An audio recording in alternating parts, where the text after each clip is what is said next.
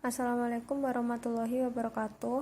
Kami dari kelompok 1 yang akan membawakan bab tentang perencanaan strategi. Perencanaan strategi. Pengertian perencanaan strategi merupakan perencanaan untuk mencapai tujuan organisasi dengan menggunakan sumber daya yang ada. Perencanaan strategi juga sangat penting dalam suatu organisasi karena perencanaan strategi berlaku bagi organisasi secara keseluruhan. Perencanaan juga dinilai sebagai salah satu fungsi manajemen yang penting dan mempunyai keterkaitan yang erat dengan setiap fungsi manajemen lainnya. Ada beberapa pengertian perencanaan strategi menurut beberapa para ahli. Yang pertama, Early Swandi berpendapat bahwa perencanaan adalah sebuah proses dalam menentukan tujuan organisasi dan juga menyajikannya secara lebih jelas dengan berbagai strategi, taktik, dan operasi yang dibutuhkan untuk mencapai tujuan utama organisasi secara keseluruhan. Yang kedua ada Jacqueline Alder, mengatakan bahwa perencanaan merupakan suatu proses dalam menentukan apa yang sebenarnya sangat ingin dicapai di masa depan dan juga menetapkan berbagai langkah yang diperlukan guna mencapai tujuan tersebut.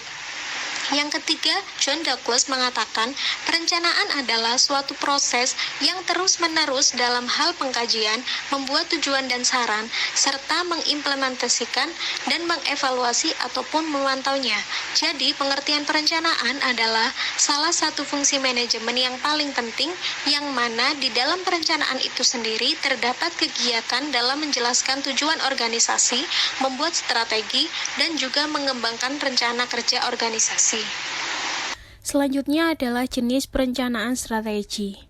Jenis perencanaan strategi dibagi menjadi 3, yaitu berdasarkan tingkatan, yang kedua berdasarkan jangka waktu, dan yang ketiga berdasarkan ruang lingkup. Perencanaan berdasarkan tingkatan dibagi menjadi 3 macam, yaitu yang pertama, master plan atau rencana induk adalah suatu perencanaan yang lebih menekankan pada kebijakan perusahaan, yang mana di dalamnya tercantum tujuan dalam kurun waktu dan ruang lingkup yang lebih luas. Yang kedua, operational planning atau rencana operasional adalah suatu perencanaan yang lebih menekankan pada pedoman ataupun petunjuk dalam hal melaksanakan berbagai program perusahaan. Yang ketiga, day-to-day planning atau rencana harian adalah perencanaan yang di dalamnya terdapat berbagai kegiatan yang lebih bersifat rutin. Yang kedua, perencanaan berdasarkan jangka waktu juga dibagi menjadi 3, yaitu yang pertama, rencana jangka panjang atau long-term planning adalah suatu perencanaan yang dibuat dan akan tetap berlaku dalam kurun waktu 10 hingga 25 tahun. Yang kedua, rencana jangka menengah atau medium range planning adalah suatu perencanaan yang dibuat dan akan tetap berlaku dalam kurun waktu 5 hingga 4 tahun. Yang ketiga, rencana jangka pendek atau short range planning adalah suatu perencanaan yang dibuat dan akan tetap berlaku dalam kurun waktu 1 tahun. Nah, selanjutnya yaitu perencanaan berdasarkan ruang lingkup. Di sini dibagi menjadi 3 macam juga, yaitu yang pertama, rencana strategik atau strategic planning adalah suatu perencanaan yang di dalamnya memiliki penjelasan terkait kebijakan dalam kurun waktu yang lama, dan waktu pelaksanaannya pun juga lama. Biasanya, jenis perencanaan ini sangat sulit untuk dimodifikasi. Yang kedua, rencana taktis atau tactical planning adalah suatu bentuk perencanaan yang di dalamnya memiliki penjelasan yang lebih bersifat pendek, serta lebih mudah untuk disesuaikan kegiatannya selama tujuannya masih sama. Yang ketiga, rencana terintegrasi atau integrated planning adalah suatu bentuk perencanaan yang di dalamnya memiliki penjelasan secara menyeluruh dan lebih terpadu. Tujuan perencanaan menurut Stephen Robin dan Mary Coulter, tujuan perencanaan ada 4. Yang pertama, tujuan untuk memberikan pengarahan yang baik untuk manajer maupun karyawan non-manajerial. Yang kedua, untuk mengurangi ketidakpastian. Ketika seorang manajer membuat rencana, ia dipaksa untuk melihat jauh ke depan, meramalkan perubahan, memperkirakan efek dari perubahan tersebut, dan menyusun rencana untuk menghadapinya. Yang ketiga, untuk meminimalisir pemborosan. Dengan kerja yang terarah dan terencana, karyawan dapat bekerja lebih efisien dan mengurangi pemborosan. Yang keempat, Tujuan yang terakhir adalah untuk menetapkan tujuan dan standar yang digunakan dalam fungsi selanjutnya, yaitu proses pengontrolan dan pengevaluasian. Proses perencanaan strategis. Yang pertama ada proses perencanaan strategis, di mana kita ingin memulai suatu usaha dengan menggunakan strategi, kita perlu melakukan perencanaan. Yang kedua ada penentuan misi dan tujuan. Dari perencanaan strategis tersebut, kita perlu memberikan tempat untuk mencatat misi, visi, dan nilai-nilai, tujuan jangka panjang, dan rencana tindakan yang akan perusahaan gunakan untuk mencapainya. Seluruh rencana didasari pada fokus masa depan. Dengan begitu, perusahaan dapat menerapkan cara terbaik untuk menghadapi peluang dan tantangan. Yang ketiga ada mengidentifikasikan tujuan dan strategi yang ada sekarang. Dengan mengenali tujuan dan strategi yang ada sekarang sehingga dapat menghasilkan suatu peluang yang baik untuk perusahaan. Berikutnya yaitu ada analisa lingkungan eksternal dengan maksud untuk mengidentifikasi perubahan-perubahan lingkungan. Dan selanjutnya ada analisa internal perusahaan. Kekuatan dan kelemahan organisasi. Analisis ini dilakukan dengan memperbandingkan profil perusahaan dengan lingkungan eksternal. Tujuan proses analisa internal adalah untuk mengidentifikasikan kekuatan-kekuatan dan kelemahan-kelemahan strategi yang penting bagi perumusan strategi perusahaan. Yang kelima, ada identifikasi kesempatan dan ancaman strategi. Penentuan berbagai kesempatan yang tersedia bagi organisasi dan ancaman-ancaman yang harus dihadapi. Kemudian yang keenam, pembuatan keputusan strategi. Mencakup identifikasi, penilaian, dan pemilihan berbagai alternatif strategi. Proses perencanaan strategi yang selanjutnya yaitu pengembangan strategi perusahaan.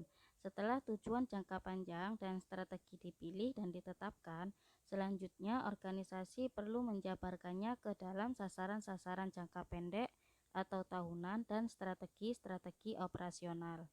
Langkah yang selanjutnya yaitu implementasi strategi yang menyangkut kegiatan manajemen untuk mengoperasikan strategi. Langkah yang terakhir yaitu peninjauan kembali dan evaluasi. Setelah melakukan 8 langkah sebelumnya, yang terakhir adalah menilai apakah organisasi berjalan ke arah tujuan yang telah ditetapkan atau tidak. Sifat perencanaan. Perencanaan yang dibuat harus memenuhi persyaratan sebagai berikut. Yang pertama, faktual, yaitu dibuat berdasarkan fakta atau data, memperkirakan kejadian yang akan datang dalam tindakan pelaksanaan kelak. Yang kedua ada rasional, yaitu masuk akal, ilmiah, dan dapat dipertanggungjawabkan, bukan angan-angan. Yang ketiga ada fleksibel, yaitu dapat mengikuti perkembangan, kemajuan masyarakat, perubahan situasi dan kondisi, dapat diubah atau disempurnakan sesuai keadaan. Yang keempat ada kontinu, berkesinambungan, yaitu dipersiapkan untuk tindakan yang terus-menerus dan berkelanjutan, tidak untuk sekali tetapi untuk selamanya. Yang kelima ada dialektis, yaitu memperkirakan peningkatan dan perbaikan untuk kesempurnaan masa yang akan datang. Kendala-kendala dalam perencanaan. Yang pertama yaitu kemampuan membuat rencana atau rencana yang tidak cukup baik. Faktor penyebabnya adalah kurangnya pengalaman, pendidikan, atau bahkan karena diajari atau tidak memiliki pengetahuan tentang bagaimana membuat rencana yang benar. Yang kedua, kurangnya komitmen dalam proses pembuatan rencana, yaitu mengembangkan sebuah rencana adalah pekerjaan yang membutuhkan pemikiran yang cukup banyak dan menyita waktu. Kebanyakan manajer beralasan mereka tidak cukup punya waktu untuk mengikuti proses pembuatan rencana yang cukup panjang, atau bahkan mereka tidak membuat rencana yang memadai karena sebenarnya mereka takut gagal, tidak mencapai yang mereka targetkan dalam rencana tersebut. Yang ketiga, lemahnya informasi. Karena yang menjadi dasar dari sebuah rencana adalah informasi, maka bagaimanapun canggihnya seorang manajer dalam teknik pembuatan rencana, namun apabila informasi yang digunakan dalam penyusunan rencana tersebut kurang memadai atau informasi kurang akurat, kurang lengkap atau basi, maka rencana tersebut juga akan kurang bermutu atau bahkan rencana yang gagal.